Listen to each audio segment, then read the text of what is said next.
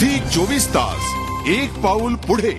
मावळ गोळीबार प्रकरणी पोलिसांनी त्यांच्या कारवाईचा वेग वाढवलाय। शेतकऱ्यांना चौकशीसाठी बोलावून अचानक अटक करण्याची पोलिसांनी कारवाई सुरू केली आहे। पोलिसांच्या या अटक सत्रामुळे मावळातील शेतकरी आता चांगलेच धास्तावलेत। त्यामुळे पोलिसांची नोटीस मिळालेल्या 100हून अधिक शेतकऱ्यांनी जिल्हा न्यायालयामध्ये धाव घेतली।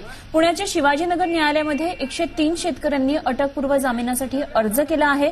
अचानक चालवण्यात आलेल्या या अटक सत्रामुळे अनेक शेतकऱ्यांच्या घरातली लग्न आणि गावातल्या जत्रांवर याचा परिणाम झालेला आहे। शुक्रवारी ही 47 शेतकऱ्यांना अचानक अटक करून 15 दिवसांची न्यायालयीन कोठडी त्यांना ठोठावण्यात आली आहे।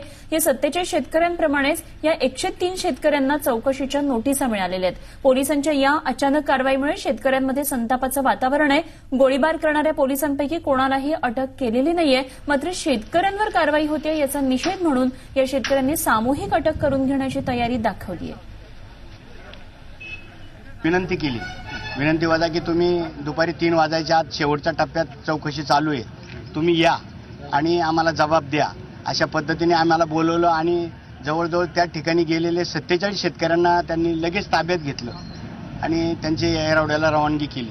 राहिलेल्या जवळजवळ 150 शेतकऱ्यापैकी 101 ते 103 शेतकऱ्यांच्या आता नोटिसा त्यांच्याकडे आहेत।